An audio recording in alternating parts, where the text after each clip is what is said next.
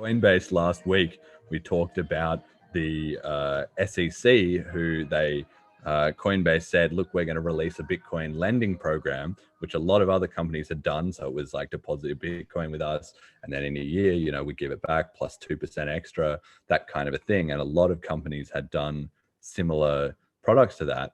And so the SEC had told Coinbase, look, if you're going to do something like this, you should tell us and give us a heads up. And so, we can be involved. And so Coinbase, who are a very regulatory compliant company, agreed with them. And before they launched their new product, they told the SEC about it.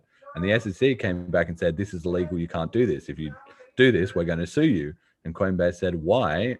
A, when everyone else already has this and you're not suing them. And like, B, why us? Can you give us some more reasons and detailed reasoning? And the SEC basically didn't really refuse to provide any info. So there was a huge public outcry because Coinbase published all this information and said, look, here's the SEC completely killing innovation and whatever, like, why are you doing this to us? And what they ended up happening was that Coinbase backed off and they didn't release their product, which I guess is a big loss for them because they would have spent the time and energy to build it and develop it and figure out how to fit it into the legal framework, which then got changed out from underneath them, right?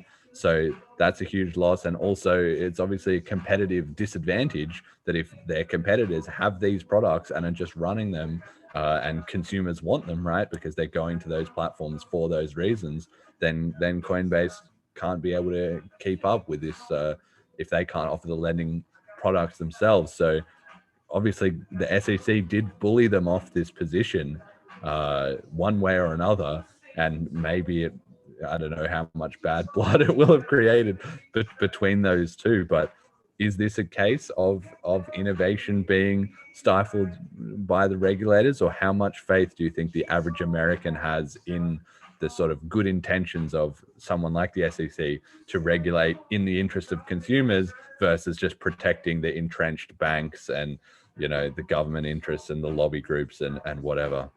Yeah, I think it's tough because the SEC does have a good track record of looking out for consumers. So for them to come out and do something like this, for someone who's not super educated in things like cryptocurrency and some of the finer points, especially with being able to lend crypto out and make some interest off of that. I think it's easy for people to sort of side with the SEC on that because they have a good track record. They clearly aren't free of fault.